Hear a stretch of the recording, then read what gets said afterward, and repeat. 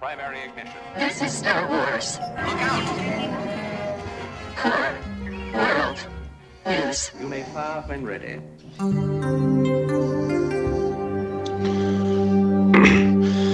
From the bright center of the galaxy, I'm Grex Kondak, and you're listening to Core World News, your whole-net news service providing in-depth coverage of the latest stories from every sector of the galaxy. Now, for your news segment rundown from March 15th, 2023.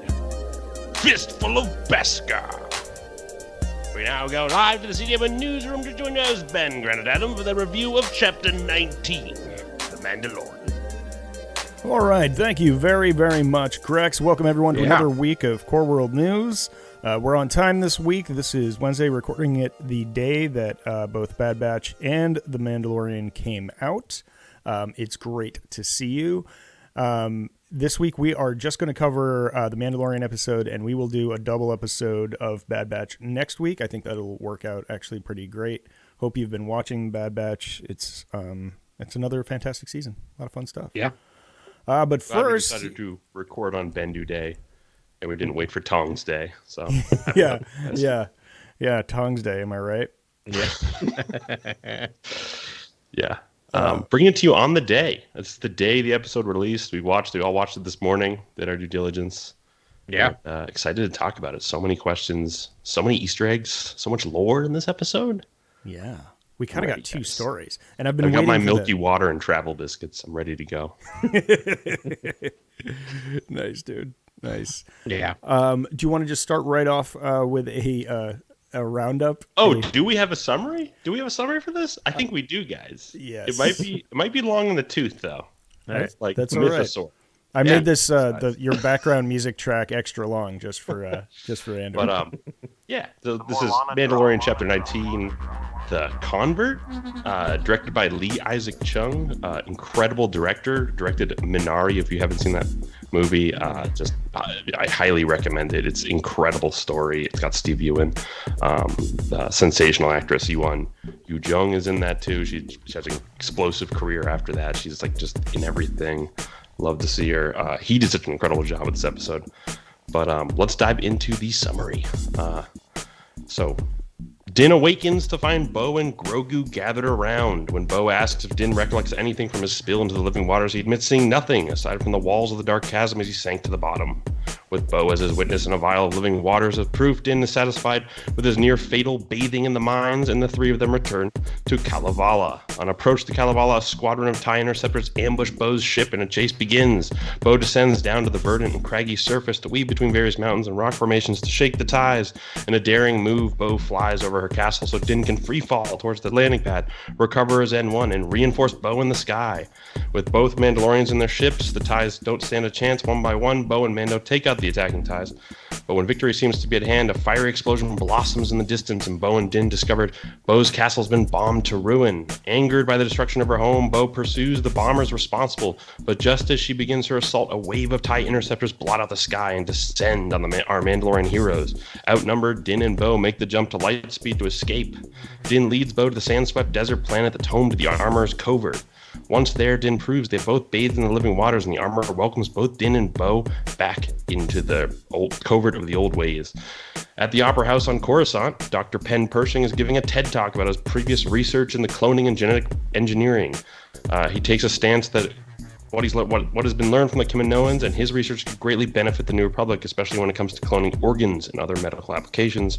After the event, Dr. Pershing takes a pleasant taxi ride back to the Amnesty housing. After filling his psychological evaluation, Pershing joins the other Amnesty candidates in the courtyard to enjoy some beverages and talk about what they missed from the old days serving the Empire. Among the officers he meets, he recognizes Officer G68. Who had served on Moff Gideon's ship. Pershing mentions he misses the travel biscuits and retires to his quarters. The next day, Pershing finds a box of the same Imperial travel biscuits outside his door. Spending more time with Officer G68, once known as Officer Elia Kane, it's clear she brought him the biscuits, and while they stroll and chat in the market square and back at Amnesty Housing, she entices him with more luxuries of his old life, such as equipment and a mobile lab to continue his research. which he exclaims would be good for the New Republic.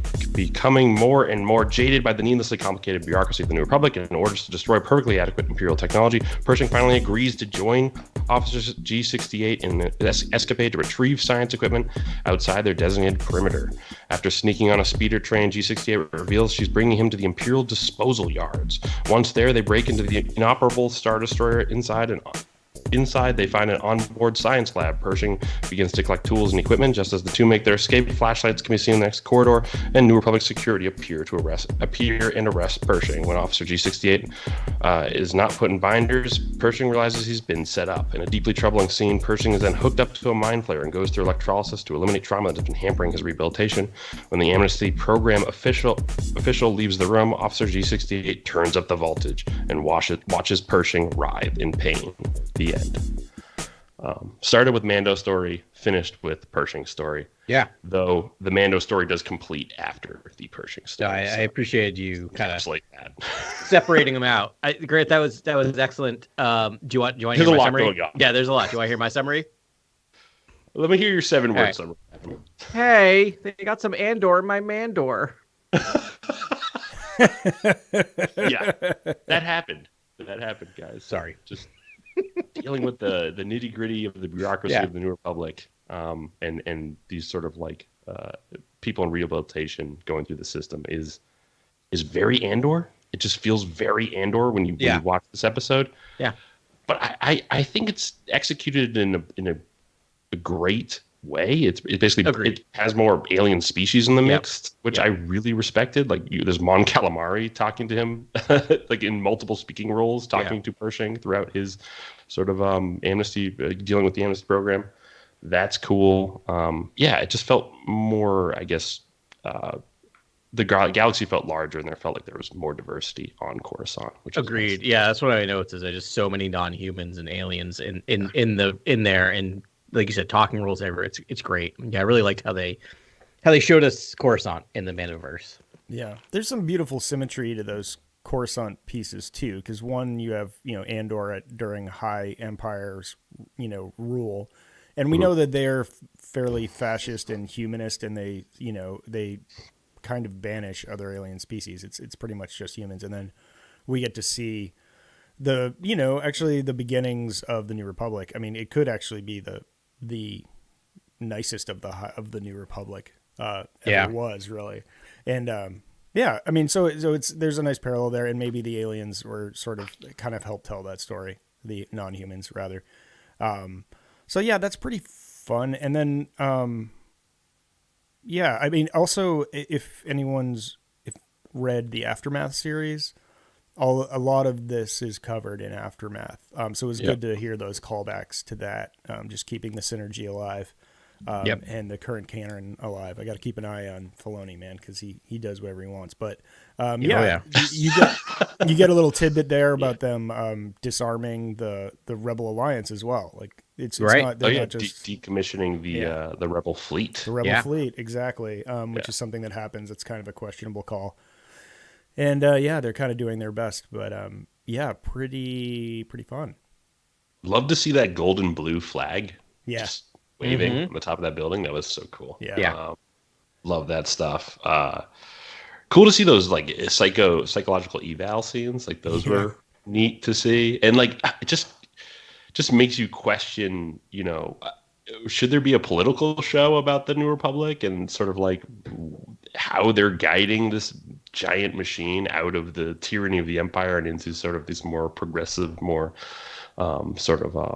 egalitarian, governing system? Like, what does that look like? That's so fascinating to me. And are they making all the right decisions? Because I think after watching this episode, there's a lot of moral quandaries that are just arise that you're like, maybe is this right? Like, should we use this Mitigator 68 electrolysis machine? Like, is this okay? I would say no. This makes a very strong argument for anti-bureaucracy, regardless of where the bureaucracy is developed or where it comes from. Is that a machine's gonna machine, right? Yeah, definitely. I mean, they go into that a lot in Aftermath. This sort of the problems, and it's we get Mon Mothma's point of view a lot in that series, and she every single decision she makes gets questioned, And by Leia, by everyone. So I mean, yeah, they didn't. It is a little sad to me because it wasn't a perfect system, but I guess they knew they had to have a sequel trilogy eventually, so the wheels were going to come off sooner or later. But I think generally they're enjoying it. But that's the toughest one, Grant. I'd love to see a story like that because it's like, what is freedom? I mean, what is a perfect system? No one knows what that is. I mean, it'd be great to see a more utopic society, and maybe after, I don't know. I don't think we'll ever see it in Star Wars, honestly, because wars is in the name. So that's just it's the choice that they're going to make. And even after Rise of Skywalker, I think there's still going to be remnants of the First Order that they're going to have to battle, and then who knows what comes after that, and then the Chiss, and then what there's going to be there's just too many. That's people. right. I kind of hope they go extra galactic or just Sith, and just like I love the idea of the Empire, but I'm done. I'm done with the Empire and the post Empire. I mean, let me get this straight. Like, I like it in Mando, but like in terms of we're looking at timeline, post Rise of Skywalker, let's retire the stormtroopers. Yeah, it is kind of interesting because this happens after the Battle of Jedha. Again, that happens in the Aftermath series, and that I believe that is 5 years after the Battle of Yavin, so 2 years after Return of the Jedi. And now we're 9 years after the Battle of Yavin. So, so there really shouldn't be much left. That Battle of Jedha was supposed to wipe out the majority of pretty much all of the Empire that was still remaining. Right. Yeah. Well, we do have a hint that there's Imperial warlords that are still out there operating. Yes, which is fun. So let me read you a little equation I wrote. That's a lot of ships. That's a lot of ships for an Imperial warlord. Plus TIE intercepts equals Thrawn. Yeah, 100%. So I wanted to get there with you guys, but let's do it now. Let's do it now. Let's dig into it a little bit. First of all, if we're just going to cover the TIE interceptor stuff and all that stuff, can we just give a shout out to Grogu, who gives the "I have a bad feeling about this" line that feels like a beat of just like silence where Mando and Bo are just like staring at him, but it's like you can totally tell he's feeling that the interceptors are on their tail, and it's definitely go back and watch the episode. Good call. Because he makes a. I gotta rewatch that because I thought he was saying this is the way again. I thought he was. I was thinking I have a bad feeling. I thought that was. That's really funny. I like that. I like that interpretation a lot. You're totally right because he makes this weird noise. He's just like quack, quack. Yeah. He's just staring. But then those interceptors descend on them, and there's too many for just your everyday warlord. So it's got to be someone else, and it's got to be Thrawn. And I would love the angle that Thrawn is trying to save or basically fortify this cloning operation and reinstate the Empire because he wants conflict to happen in this galaxy, so his people can thrive outside it. I gotta think that's the angle. Like, create as much conflict in the galaxy as possible, so my people are left unaffected. I like that story a lot. I love that angle. If you're gonna bring cloning into the Mandoverse, which they obviously clearly are, and you're going to bring Thrawn in, as we know, and it leads to the Emperor's cloning.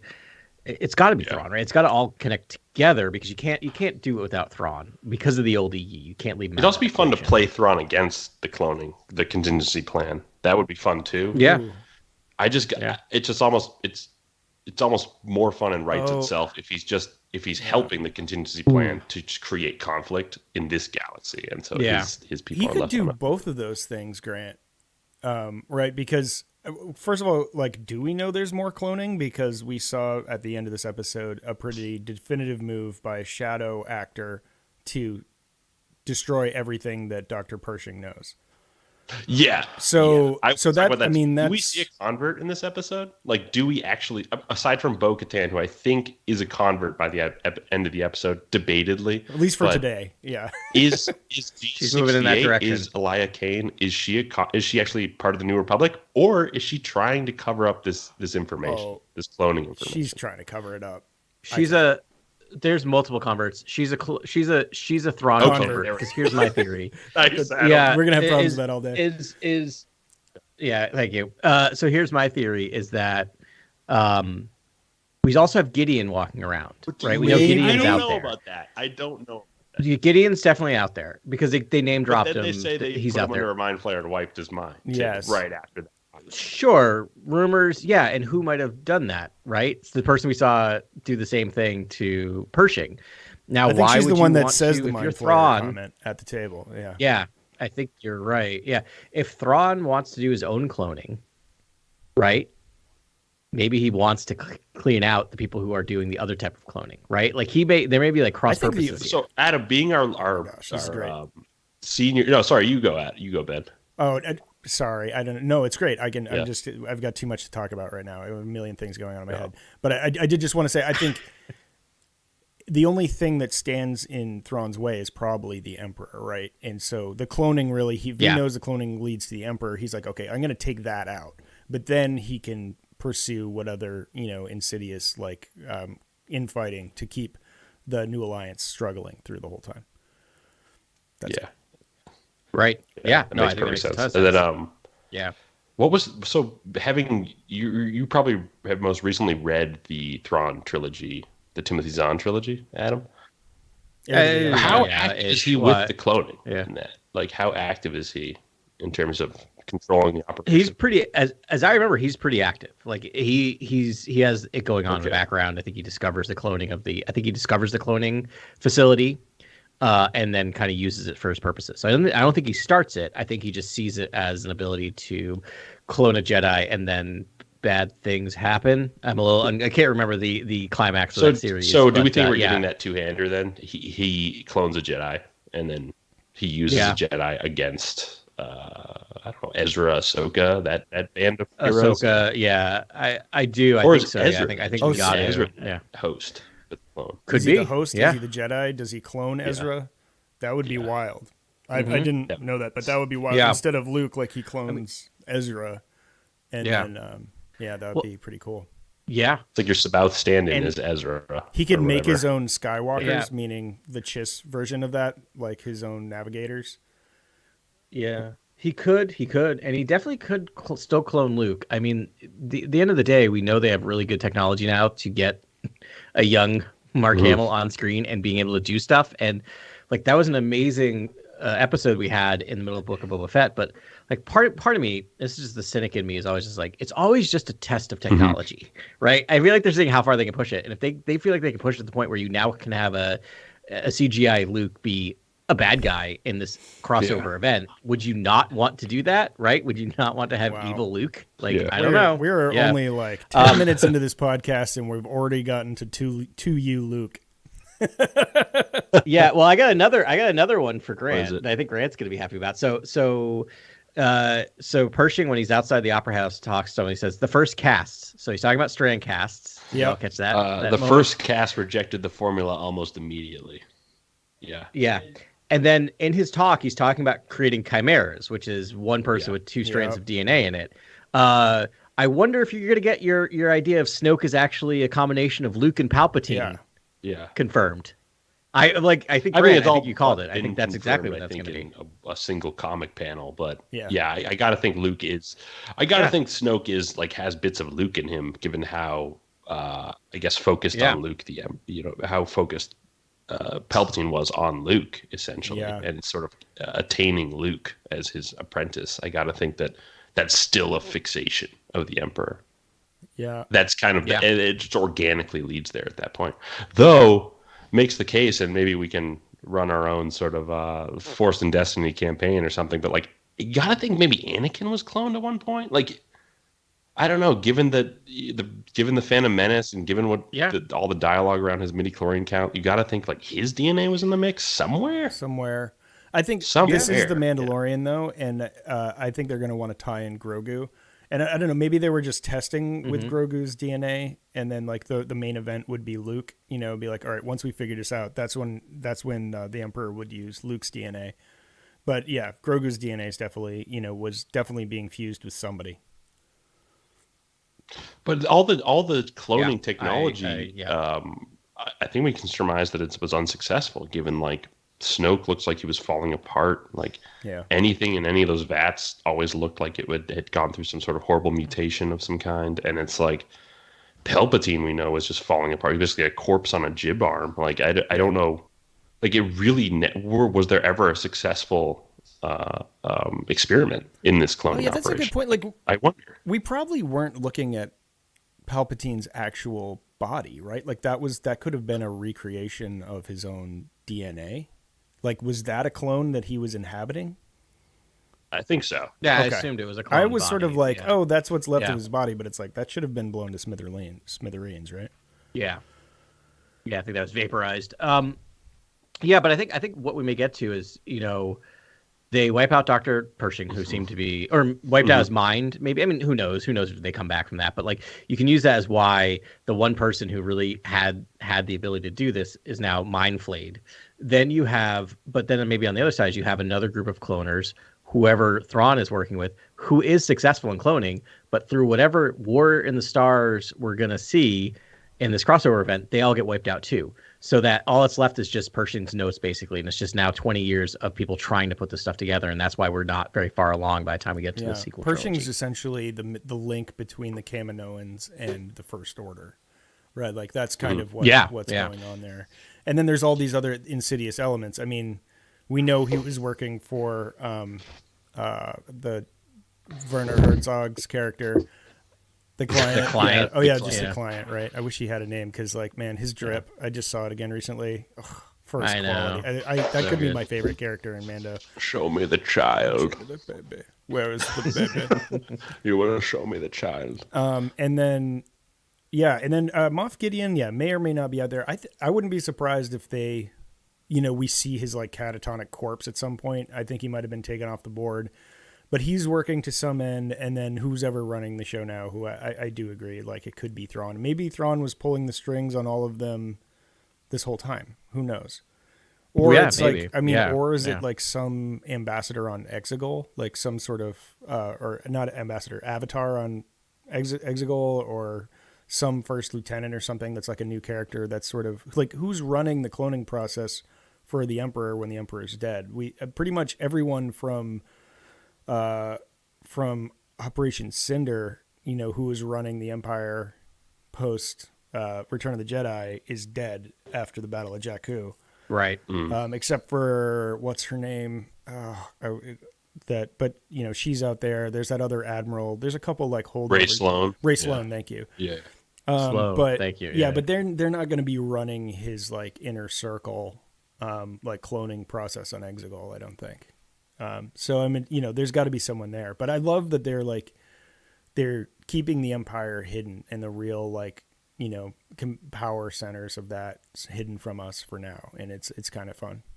Yeah. I'm really glad we didn't see the flagship for those TIE interceptors in the beginning. Yeah. Because that kept the mystery and the intrigue intact. Imagine if you saw a Star Yeah. Destroyer with Yeah. an actual Chimera The Chimera design. design on the bottom. Oh my yeah. gosh, we're gonna see that, guys. We're gonna see that. Coming.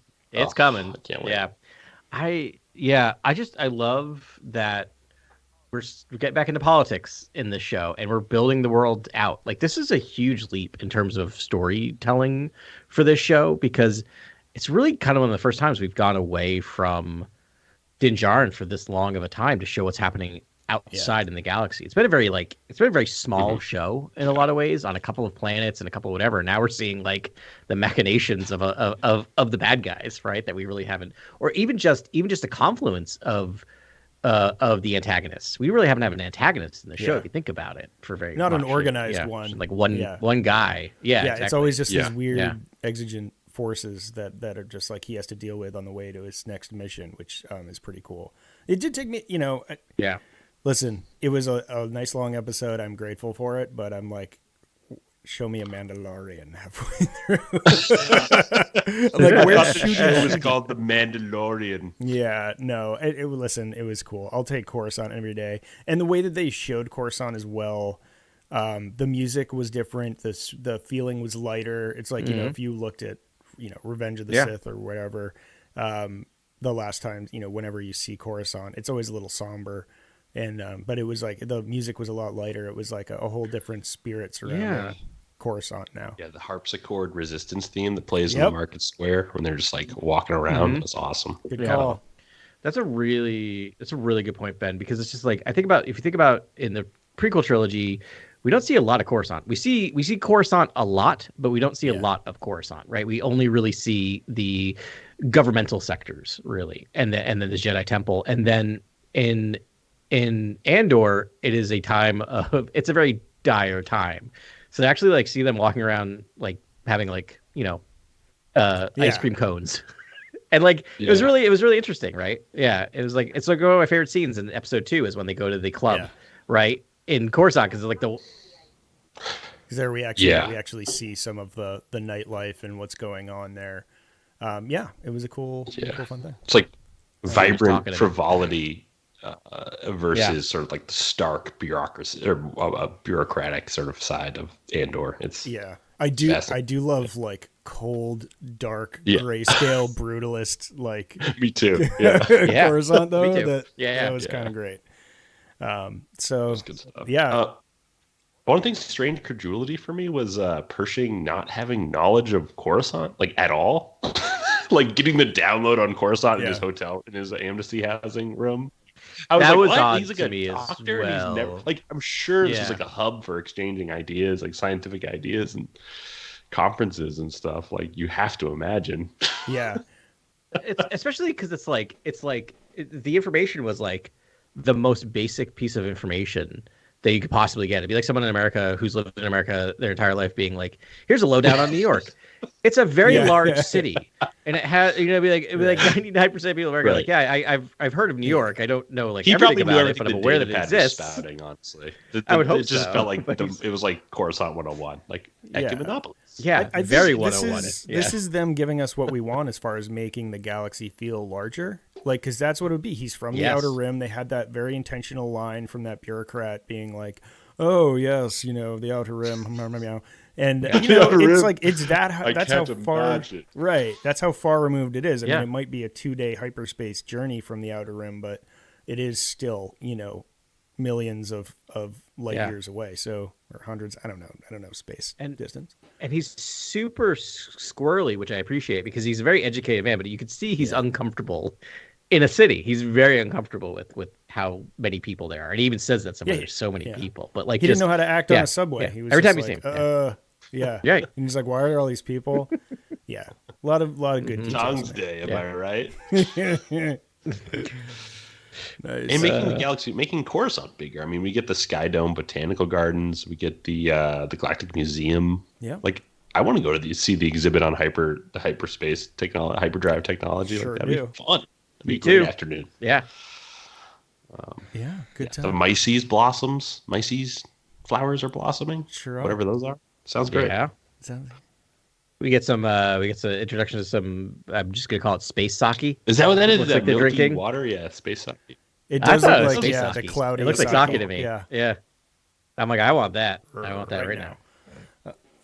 It's like 9 o'clock in the morning when I was watching this, and I'm like, I take some. I love when the conversation goes tracks just Pershing and G68, and then you hear one of the guys just off camera go like, "The Empire, they weren't big on redemption." It's like, well, that's pretty broad that's accurate. I mean, it is super fascinating that they have an amnesty program, right? I was really into that and really interested in that. That's really fascinating, and that they are trying to reintegrate, right? They don't seem to be doing a stellar job of it. I don't know if you want to reintegrate people, you keep everyone in the same. Actually, I can speak to this from my professional experience. It doesn't really work if you put a lot of people together in this way, because they tend to talk and get ideas and not feel like they're part of the larger world and feel insulated and that's not good. So having just housing that's only amnesty people. I was just watching that. Second that they mentioned that, I'm like, oh, that's not a good idea. Yeah. It's also just weird to ask anyone if they feel like anger or resentment towards like the government. Yes. It's really broad and weird. Yeah. Okay. It's like, maybe some days. Feel free to answer honestly or else. We might just, alter your mind a little bit. Whatever. Depending on your answer. Too much into the real world, but again, something I can speak to is similar to if people are on probation, because of the sheer number of people on probation and the lack of individuals we have as probation officers. That is kind of how those go, because they have to check the book, check the thing. So they're supposed to have an hour a week generally they have about 5 minutes via phone call where they just ask routine questions, which are very similar to this. And the person says yes, yes, yes, no, no, no, and then it's check the box. Good times. So anyway, sorry for a found bummer. it interesting when Pershing asked the question about if he were to continue, recreationally continue his research, would that be allowed? And the droid's like, the class of research is expressly prohibited by the Coruscant Accords, Section 13, subparagraph 7. I thought, I was like, release the Coruscant Accords. I want to read the entirety of that legislation. Yeah.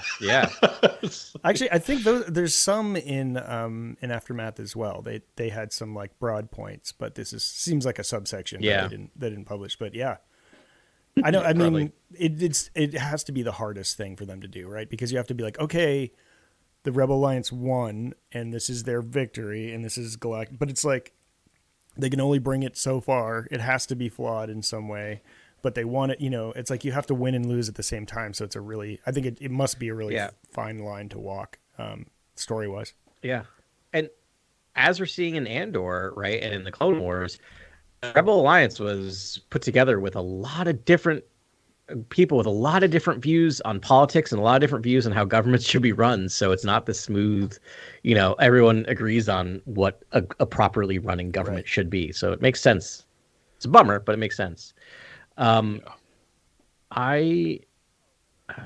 was gonna say, so we spend 45 minutes of this episode with Dr. Pershing, who we last saw. I don't know if we last saw him, but one of the last times we saw him was kind of torturing Grogu.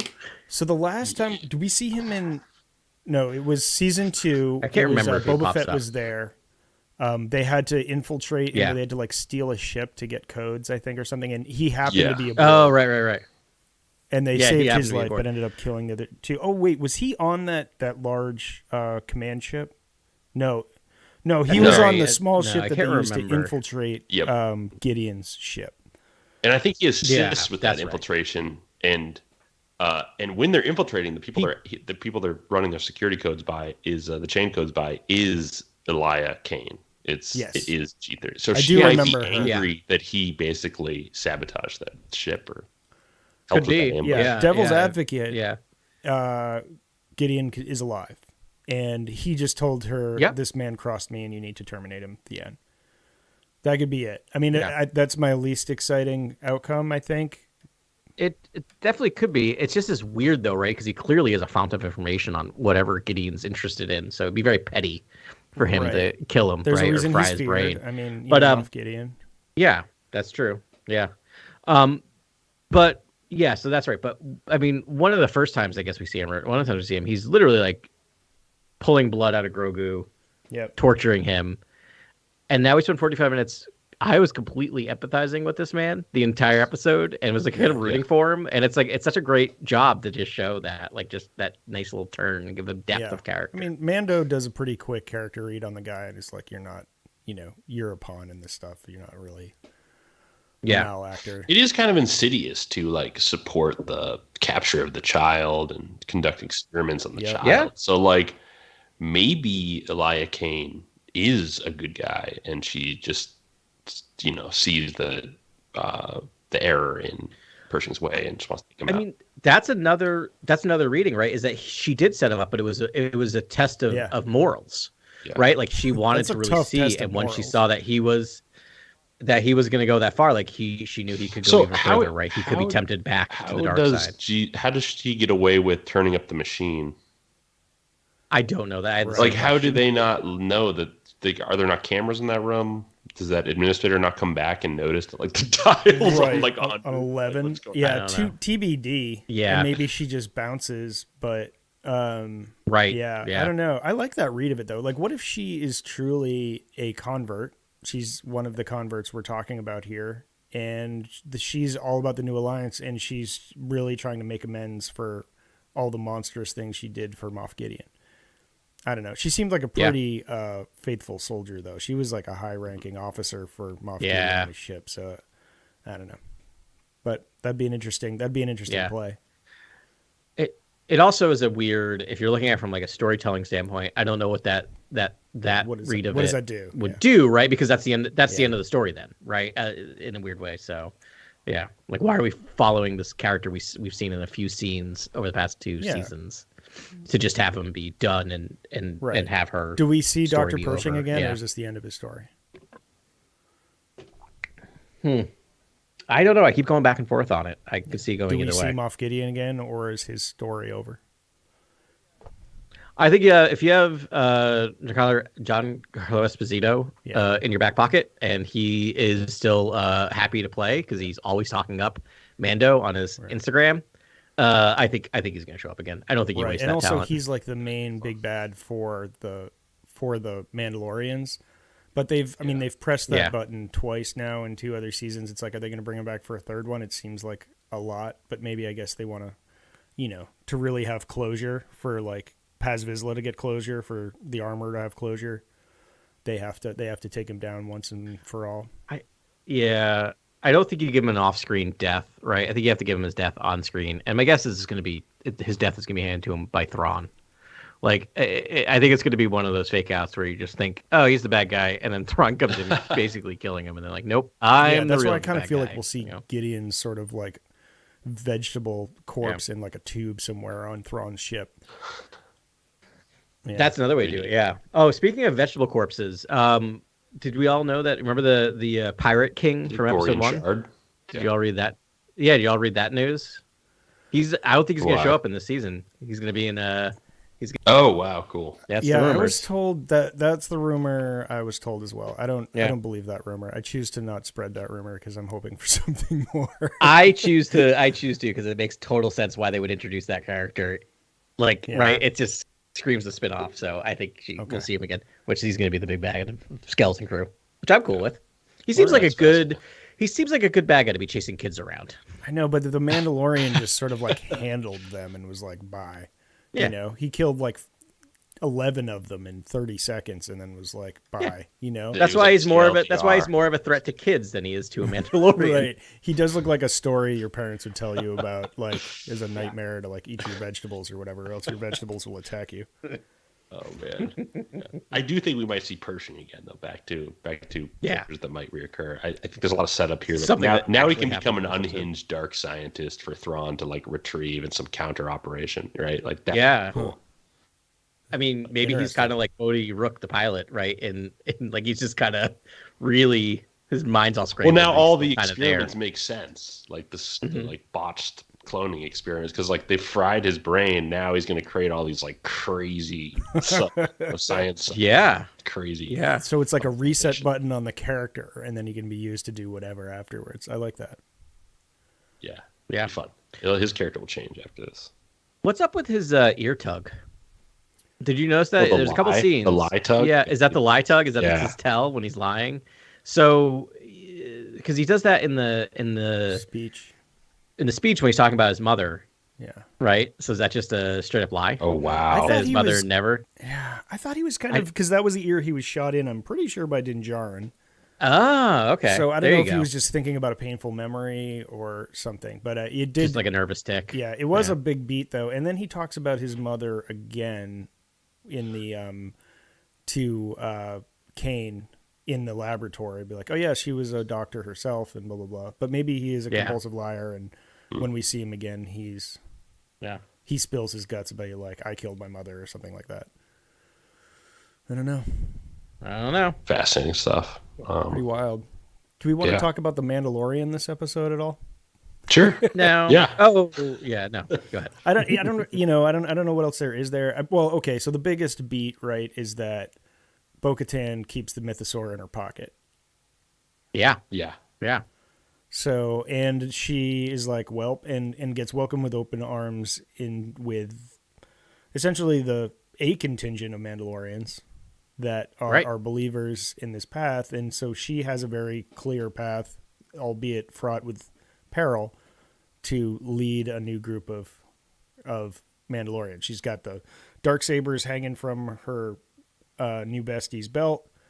She's got the spiritual leader and the armorer on her side temporarily, and she knows that a mythosaur exists. Yeah. Yeah. No, it's very true. They really are setting it up that if she could be the Mandalore. And I gotta say, like, I like the turn of the armor this episode. that you know that idea of like I may not like you or we may not like each other, but hey, you bathed in the waters. You're in. Have you removed your helmet? Nope. You're a Mandalore, whether you like it or not, whether you want to be here or not, we accept you. And it's kind of a nice little turn. I mean, I'm sure it's going to go bad, but it's, you know, it was very true to that character. She has deep beliefs in this. I just wanted to see the scene where they all walk out the mouth of the cave and she's like, you can be a Mandalore for as long as you want. And then Bo like just removes her helmet to like, eat a travel biscuit. And she's like, what? And then the armor just sighs. Yeah. They just go I just need that. Yeah. Yeah, they've done such a good job this season. I'm totally in on the Mandalorian stuff. I was so not excited by it, to be honest. It's just not the thing that I love the most. And I would just watch the last 2 episodes. I'm like, yep, I'm in, totally in, 100%. Oh yeah, can't wait. Every week I'm counting down the days until this comes out, just because it's so fun. Yeah, I'm loving Bo-Katan. I think Bo-Katan is now becoming one of the standout favorites. I was worried about just where that character was going in season 2, and now I feel at ease now. I think they've got a great direction for that character. And then if she is the Mandalore, I mean, this is just excellent trajectory for that character. So just now she'll hopefully win the Darksaber in battle, claim it, whatever, do all the worthy stuff. In the eyes of the people, obviously, you know, and all that. And so that would be cool. I can't wait. And to see like some of that energy with Thrawn, like crackle, like when Sabine comes back, hopefully, and all that stuff. So. Yeah, I think it's another false thing. So my favorite part of the season so far was the hard head fake they did with IG-11. And the fact that they were like, oh, yes, it's very laid out. We need this droid in particular. And then they immediately threw it away. And that leads me to believe it's like they set it up like she knows where the Mythosaur is. There's the Darksaber. She like led this at one point. I think there's going to be confrontation there. And I think there's no way Bo-Katan becomes the Mandalore. As much as like last week, Grant, you mentioned like it doesn't really make any sense for Din Djarin to become the Mandalore because we need him to keep traveling through the galaxy and sort of wolf and cub. I need him. I mean, it's fine if that's what they take him, but I like the drifter aspect. No, I agree fully. I do too. That's my favorite part of it. But I think they're setting us up for another head fake there. It's like it's too cut and dry right now. And and I think, you know, if Sabine sees her again and is like, I trusted you with this Darksaber and to lead the people, and now the planet is destroyed. Like, you don't get another bite of the apple. That was it. That was your shot. We need to, you know, Din Djarin's holding it. You have to do it. Or Sabine takes it herself. No, I think that's a good point. And the world is getting really, it's growing, right? As the galaxy's growing in this show. Yeah. And so Din Djarin's going to be encountering, you know, enemies and battles that him and the 2 friends he still has will not be enough to combat, right? So it's almost like he has to start leading, whether he wants to or not, because he's gonna need to. Like he can't fight Thrawn alone, right? Even with Ahsoka and Sabine and Bo-Katan and a couple other people, that's not enough, right? Yeah, he needs an army behind him. I also, you know, another thing that leads me to believe it was Thrawn, and I didn't get a chance to talk about this earlier when we were down our Thrawn hole, but is the way that the attack went down, that like the small group of fighters was just a distraction so that the bombers could come in and take out the castle. I don't know, that is a pure and then pursuing the bombers into the sort of net of it screams that is a classic Thrawn pincer maneuver. Tactician. Very tactical. I mean, the other thing that I don't think Bo-Katan can do is tame the Mythosaur. Though the Mythosaur revealed itself to Bo, maybe not so much Din Djarin, I don't know, but I don't think she can do that alone, and I think it's going to take Din Djarin and Grogu to save her from getting eaten by the Mythosaur. Like, the Mythosaur can't just be like a you know, golden retriever that you give a treat and then it's your friend. Like, there's got to be something momentous. Well, it would feel redundant if it was basically like a Mudhorn moment with Mando again, where like Grogu calms the Mythosaur so Mando can ride it. But it wouldn't feel redundant if Grogu did that for Bo in a new situation. So like my argument is that Grogu might help out Bo, given that she's gotten so close to the kid. And I like that. She's even closer to him now. Technically, he helped out Boba Fett with the Rancor too. Like he was just like, he's like, let me chill your animal out for you. Right. Good the call. Bo moment might be the Mythosaur, right? I mean, here's the thing. So we've had him fight Mudhorn, have him fight a Krayt Dragon. We've had him fight like other things, right? He fought a Rancor. Yeah. a Rancor. If you're gonna fight a Mythosaur, that better be the entire episode. Yeah. I'm just saying, like, this better not be a 5-minute I've tamed the Mythosaur. Like, Yeah, it's gotta not be even like, huge. yeah, it's got to be like a 30-minute thing. Gotta have like multiple Do you think rounds. this all leads to sort of like, last frame of Jurassic Park, like someone atop the Mythosaur just as it roars and Yes. the sun sort of beaming from behind? Like, do we get that shot? Is that the shot that sort of like solidifies our Mandalore? Yeah, it makes too Yeah, much I think sense so. to like that's Yeah. the season climax. So you guys want to see the prophecy be fulfilled? Yeah. I would like it to get muddied up. I would grant. interpretation I stuff to prefer. come back. Yeah. I would like it to not. I would like there to be. I would like this all to be some sort of like Yeah. folklorish tale of some kind, and not be Yeah. this. I don't know. I agree. We've talked about Fate or my feelings destiny.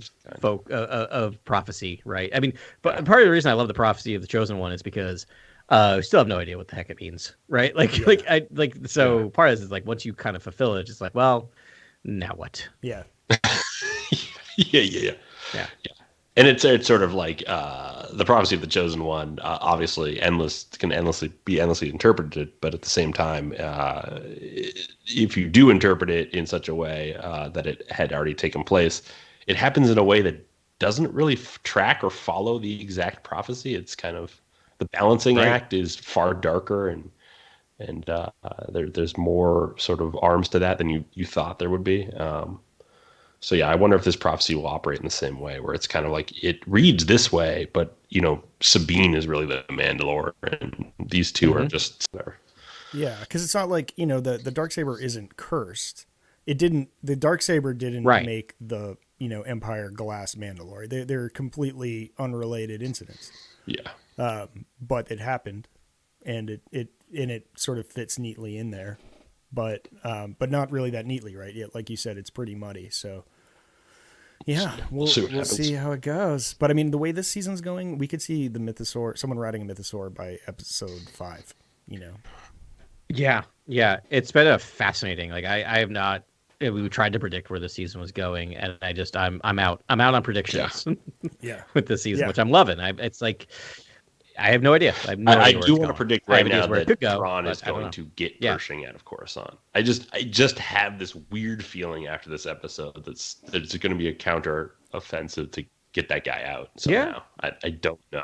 Just I could see why that. have this episode in there if that's not going to happen? That's just I don't know. So I had another somewhat prediction / thought. Now it's not fully formed, but we talked. I don't know if we talked on air about it, but we revisit the Opera House, right, from Revenge of the Sith. that the which Opera is House? It is awesome. It is. It has is. seats Yeah. now. It is It stadium is. seating. Apparently, yeah. I mean, it's the same exterior, But so maybe it's just a different, I think it's venue. a different but like, venue. It's that they showed like on the peninsula. There's this long like bridge and then an orb at the end. Yeah. An orb-shaped building. I think it's Yeah. that. I don't think it's the same because the scale is so much smaller. I think it's the same. If you look back, I think it's the exact same Yeah, architecture I don't know. as the. We'll have to. I thought so, Yeah. but we'll have to figure Check that the out. tape. But that's not really. We'll check the tape. Not really my prediction, other than that they may be showing us familiar places, and if so, like we know that Grogu is going to have a flashback, right? yeah. Yes. We've seen that. It's like I think that's like the last thing in the preview that we haven't seen in like in the and so part of me is wondering is like how does that memory get unlocked, and I wonder if we're gonna get Mando on Coruscant for something, like maybe he's involved with going to Coruscant and bringing Grogu there, and he sees familiar, like he sees the Jedi Temple or what's left of it or something, and that clicks in his brain, right? He starts seeing back in Yeah, his life. I mean, when you think about it, we have no idea what his next moves are. He's completed his mission again. Yeah. Oh, yeah. It's a really Yeah. good point. Like, yeah, he completed what we thought was going to be the full season mission. Is already done. Episode 3. Is it now what the covert wants? Is that what's going to happen now? Yeah, I mean, I think gathering other Yeah. Mandalorians will be part of it because we know that was part of the episode 1, sort of preview. That's like there's Diaspora, and they're going to try and gather the Diaspora. He has the Darksaber, so that could potentially do it. I mean, Do we get a call from help from maybe allies? Maybe one of Bo's Night contemporaries, Axe Wolves, or Casca Reeves, Yeah. like those characters, or does Boba Fett reach out? Does he need something? Is it about time we get the Boba episode? Are we almost there, you guys think? Yeah.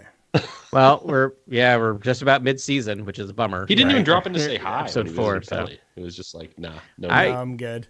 I was really waiting for him to pop up. Yeah. I guess the other thought is like, now that he's told them that Mandalore is livable and the waters of Mandalore wouldn't the covert go back to Mandalore at that point then? So do we get a return to, is that where the new covert ends up, is in the mines of Mandalore? That's fascinating. I think one of you brought up that the Empire could still be operating on Mandalore. Did one of you guys bring that up?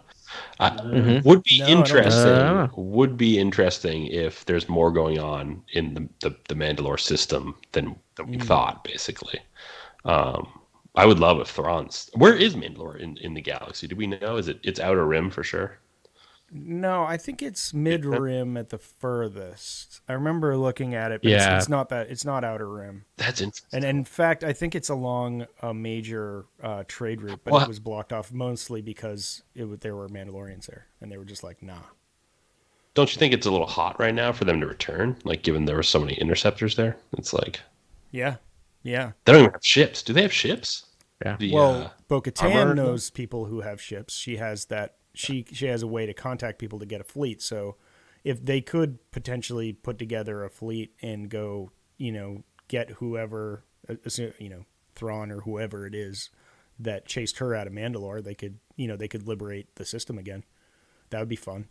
That seems That'd like a be cool. logical next step. Yeah. Interesting. Yeah, motivation wise, we don't know what Din's going to do next. He just wants to be a Mandalorian, man. Find his way in the galaxy.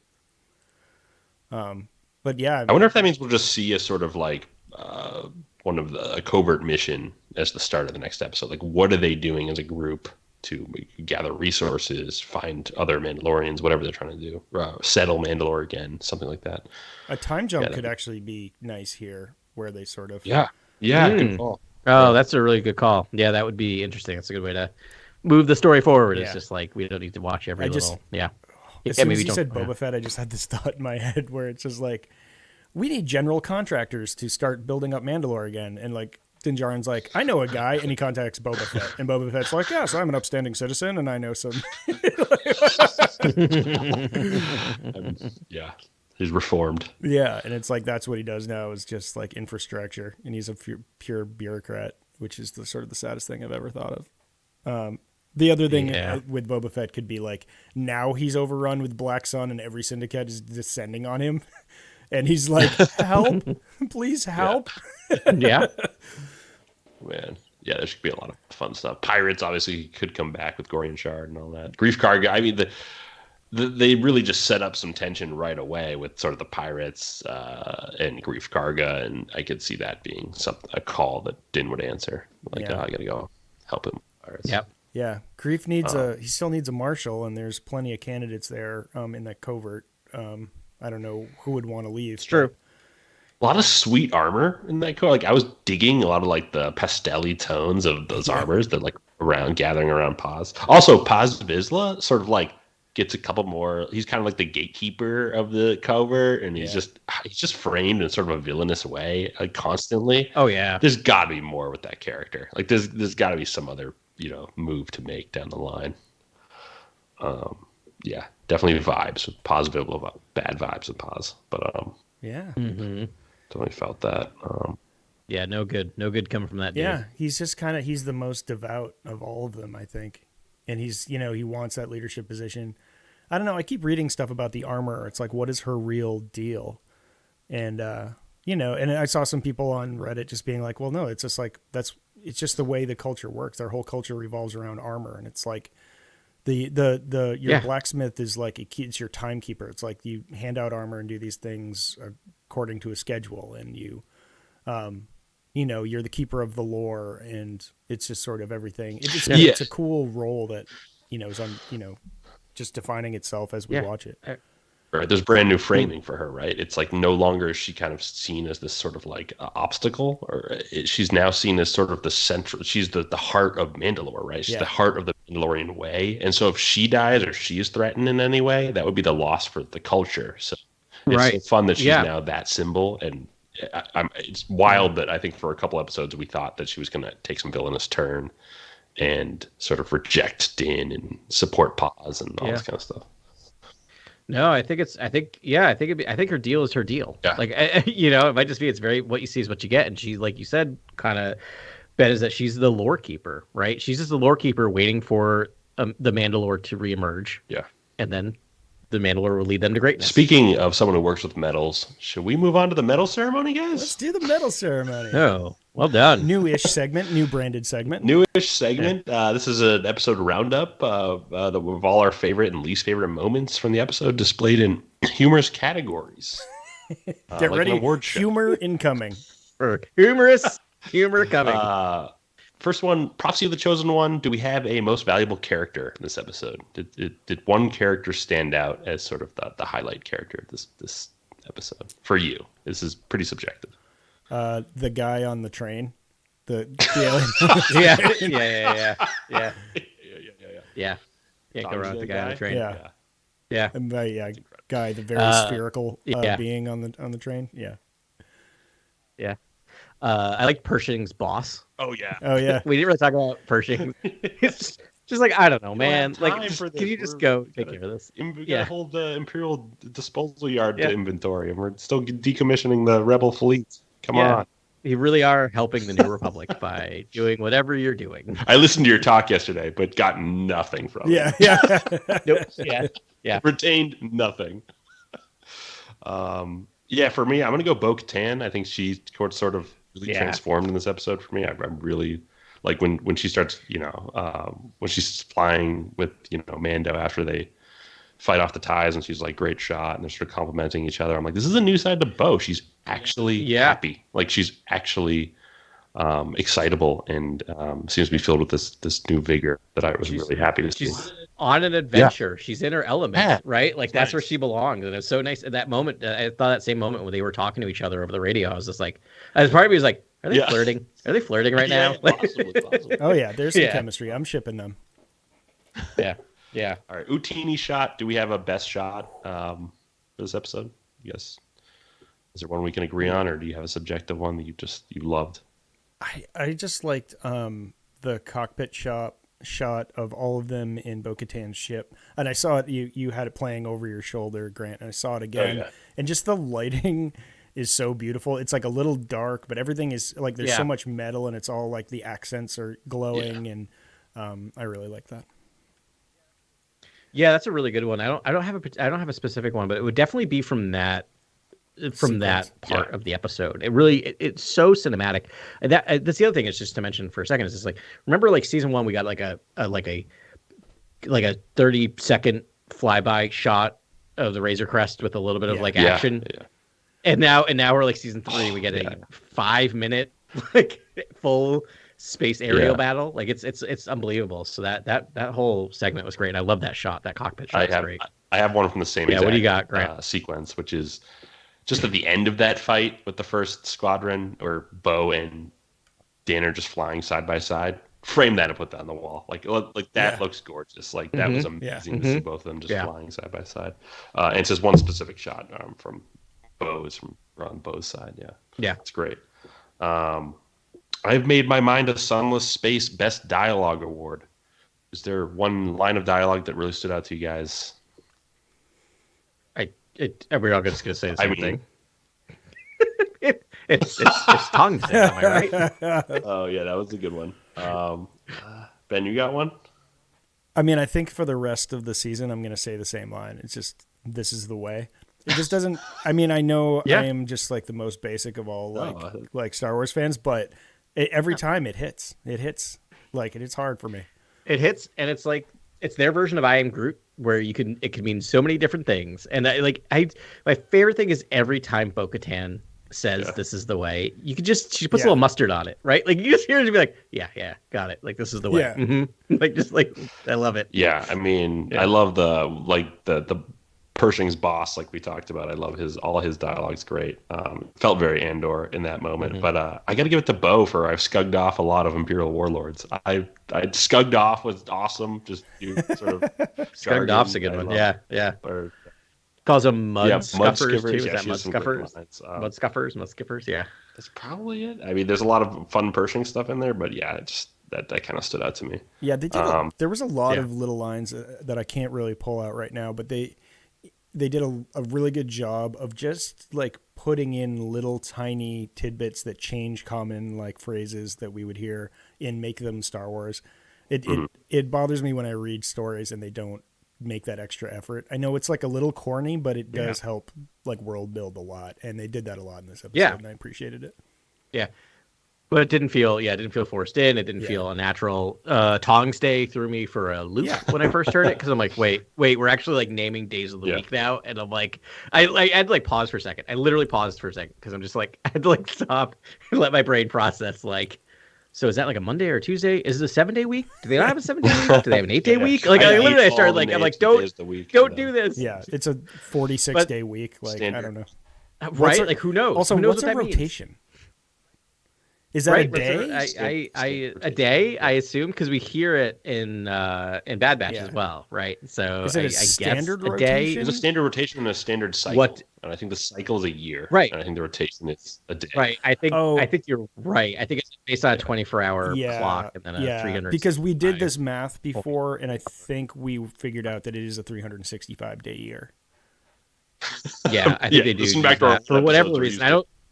I don't know if that's based on Coruscant time. It's based. I don't know. It's all weird. Once you start doing that, this is my point. It's like once you start doing that, all falls exactly. apart. Wait, time's relative, and every system's a different size, and gravity works differently, and the theory of relativity, and then you're like, wait, no, it's a space opera. Let's just watch the shooty things. And they're all traveling faster than light. And if you do wormholes, that's fine. But then people are on different 24-hour cycle clocks, and who knows how? Like when you make a call, who knows what time it is here? Anyway, I was so thrown off the first time I said Tongs Day, and then when they called it back, I'm like, "Yep, I'm on board." like it's like cycle that's in there. It's Star Wars now. It's what about Bendu Day? How did you feel about that one? Who said Bendu Day? They say Happy Bendu Day at one point. I think it's Pershing's boss. The first thing he says in the first interaction is Happy Bendu. Maybe is that Friday or is that a holiday? I don't. Yeah, Tongs Day has a Thursday feel to me. I thought Tongs Day was like a Monday. Really? That would be like, Tongs Day. Because it's like Mondays, right?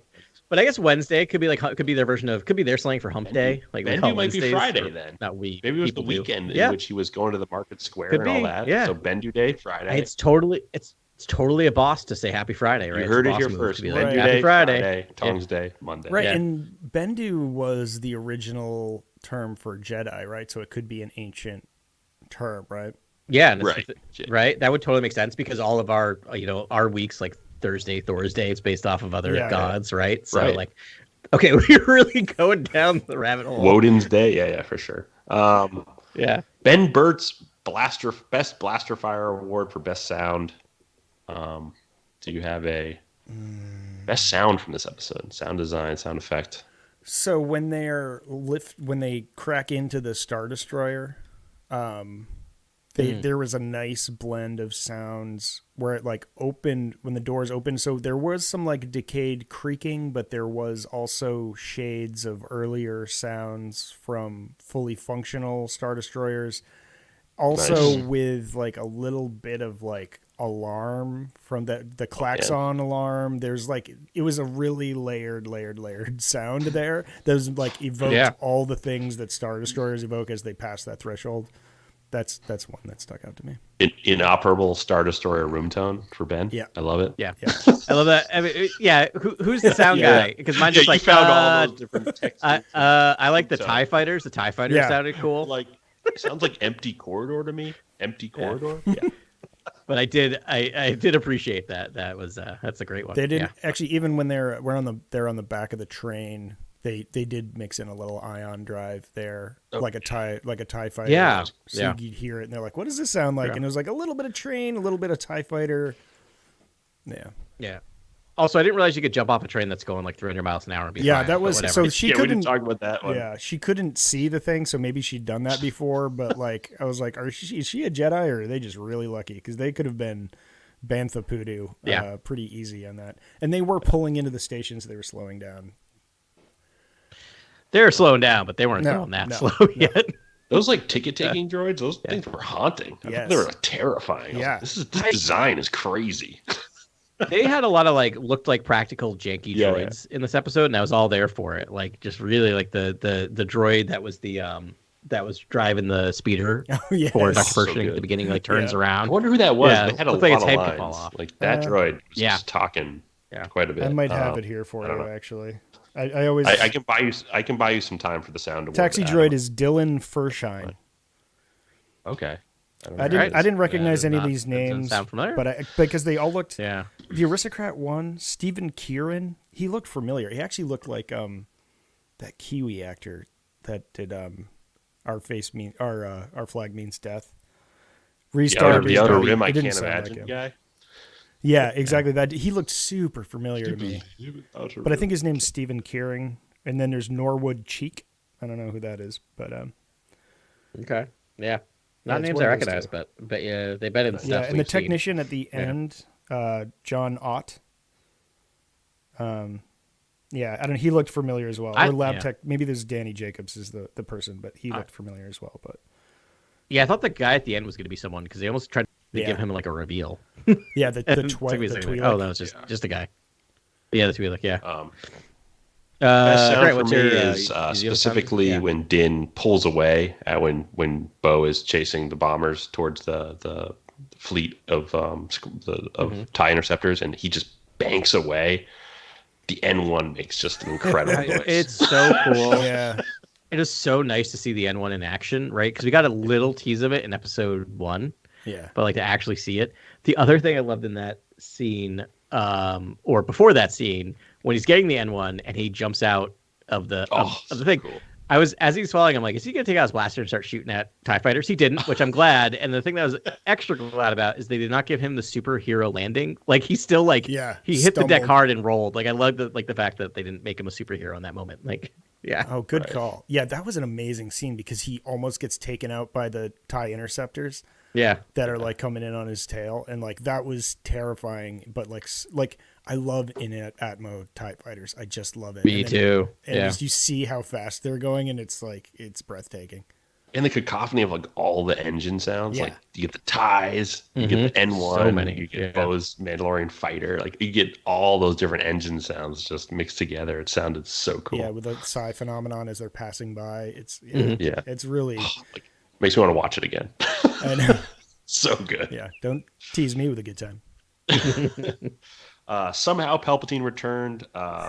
Worst dialogue of the episode. Is there a cringy line in there? Something that rubbed you the wrong way? I don't want to be negative.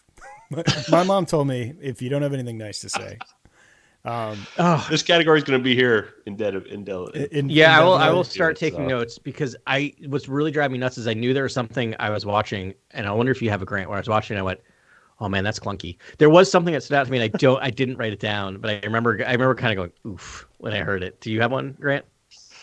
I mean, the Empire weren't big on redemption is like weirdly broad and just so meta.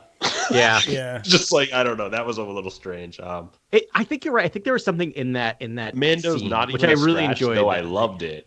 Was like a little cliche. Like there's a little like, is that the best one-liner Yeah. for him right now? Like, but on brand. Though. It was he on loves brand. his he loves his Oh. car. He loves his classic muscle car. yeah, nothing egregious. You know what this it was for episode. me? I thought it was pretty tight. It was the one that threw out to me. It was the mud scuffers bombed yeah. my castle. I didn't mind mud scuffers, but I'm like, I know. We're all watching I'm the telling same you, Bo thing. could- If she just went mud scuffers, I would have liked that better than like, I remember going, yeah, show don't tell. You're also showing, Yeah. so don't tell. Well, Yeah. since you asked, yeah, honestly, a lot of the Pershing stuff, especially early on in that scene, I felt like it just sort of plodded along. It was a lot of exposition.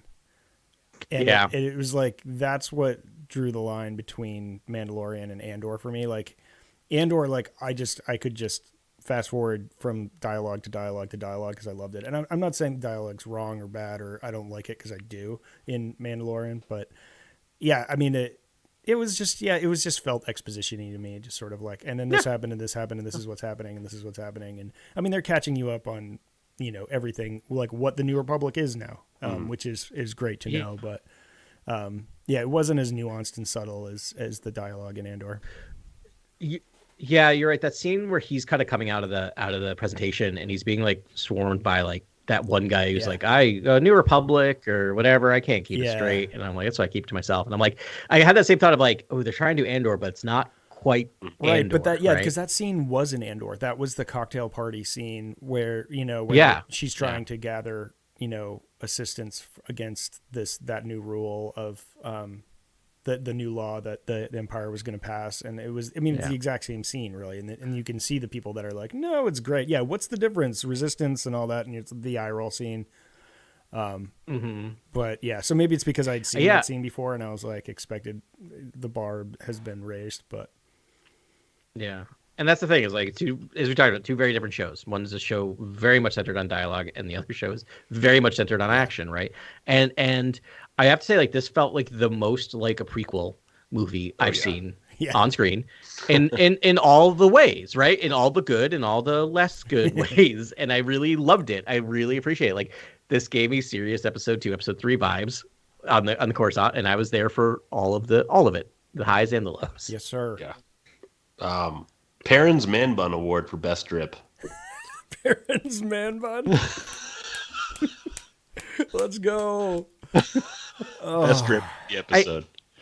So since we haven't done this yet, or I can't remember, it's like I've really come around on Bo-Katan's armor, and the fact that like I love that Vizsla calls her Night Owl. Yeah. That what he called that it? was her clan with the Night Owls. That was her clan name, right? Yeah, and I love that callback, and it just for some reason I've just been kind of whatever about it, but now seeing it so much, I've like come around like, that's pretty sweet. Can't argue. So like that Bo-Katan never goes to bed early. She's always It's just coffee and literature and candlelight. And pop soup. Yeah, that's right. And Marbaksu lights or whatever. What happened to her droid? Her droid's gone. As her droid got bombed. Yeah, he got. Oh, sorry to bum everyone out. Yeah, bummer. Those mud slugs or whatever you guys said. Mud scuffers. Thank you. Yeah, I don't know. I'm trying to think. I guess I'd have to hop on the Bo-Katan train for the drip because it's right. But I'm trying to think of someone else. But I don't know. I think the new. All right, this is another something slightly critical. I know you said that you loved... I think I'm right there with you. All Go right. for it. I know, Grant, you said you loved all the new Mandalorian, like the colors. I do like that. Yeah. But I feel like I think in earlier seasons they let like 501st people like actually use their armor and be extras. But I feel like now, if I'm guessing, they did it themselves.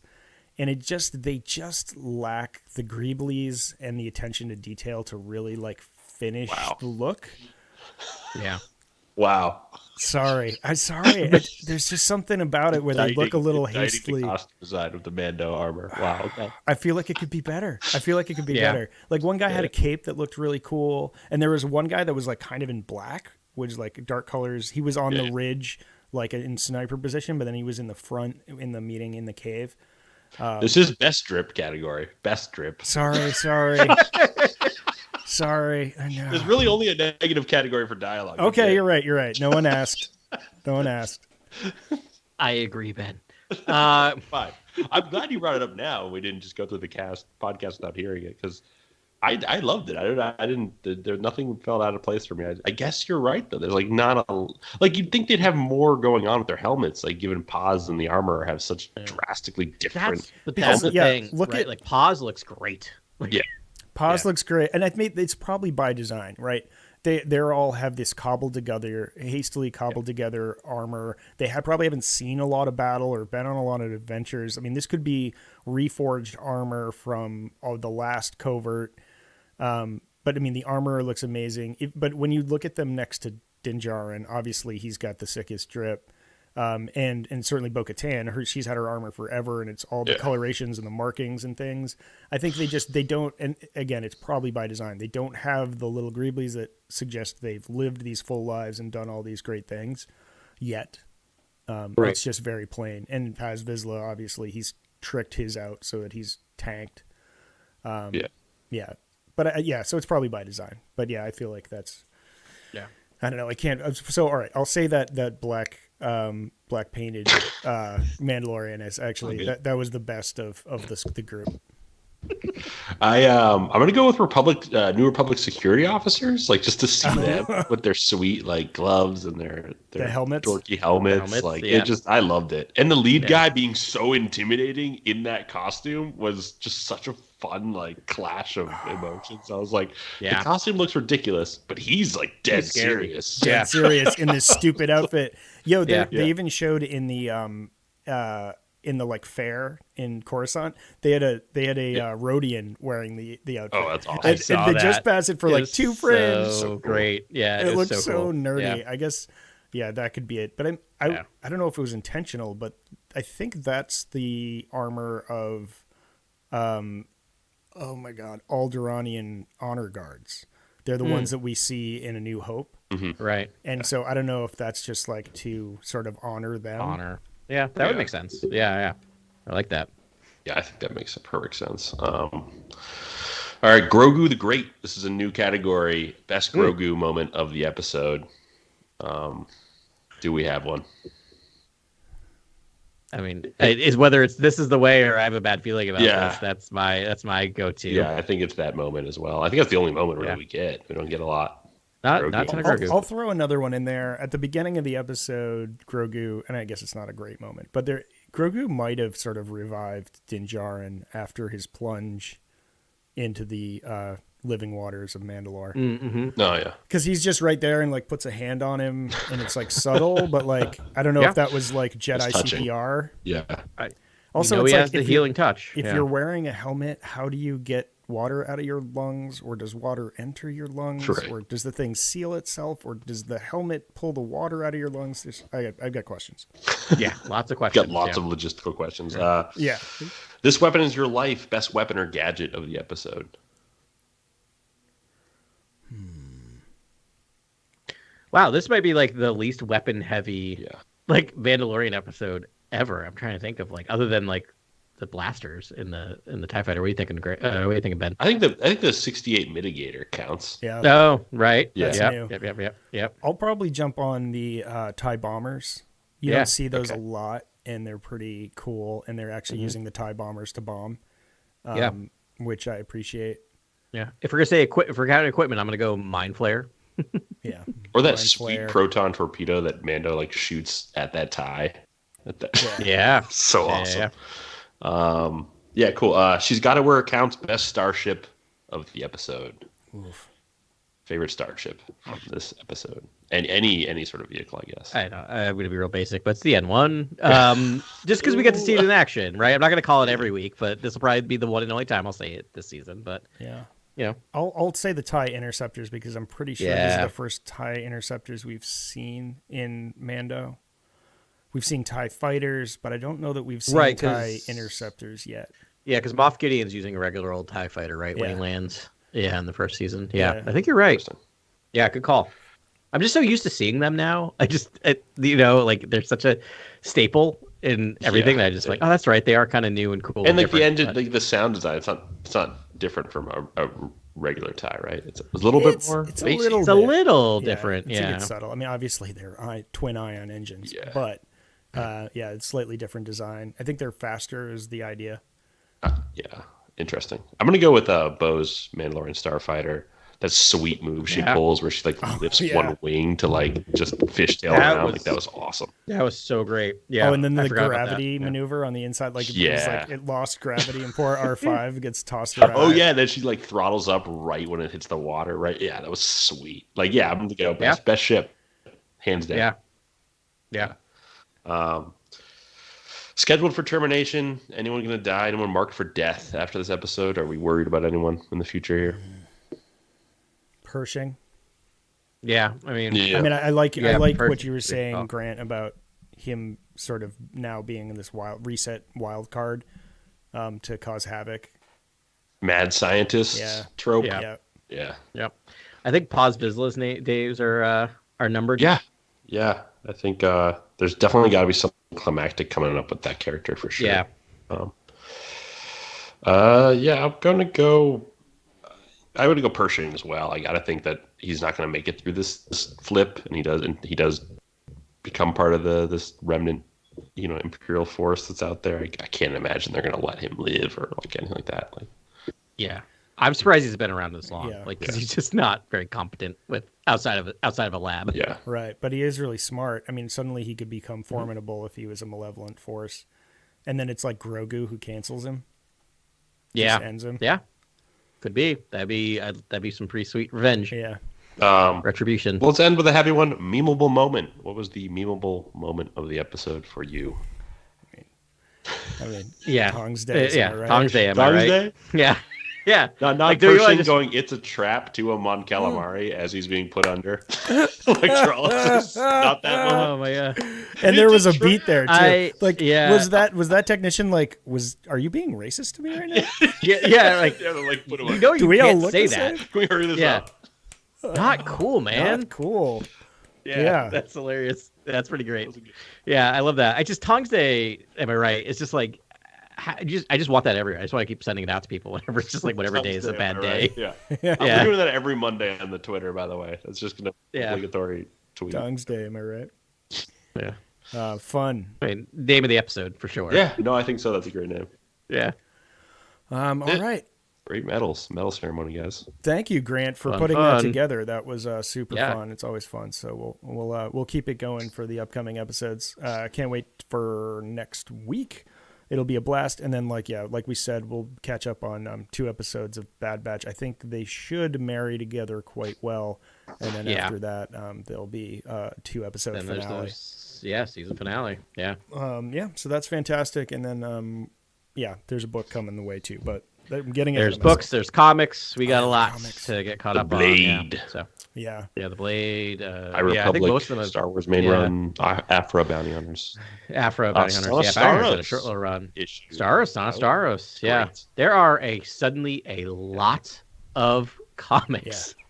Yeah. Training comics. I'm looking Yeah. forward to dipping back into those because they're Yeah. fantastic stories, and they end up, synergizing with what we're watching and filling in the gaps and Yeah. asking new questions and expanding the galaxy and all the things that I love about Star Wars. So hope you're enjoying the run and enjoying Star Wars like we are, and we will talk to you next week. Take care, and may the Force be with you. This is Grex Kondak signing off. For the latest breaking news, follow @CoreWorld News on Twitter and Instagram. Thank you and good night. Remember, the Force will be with you, always.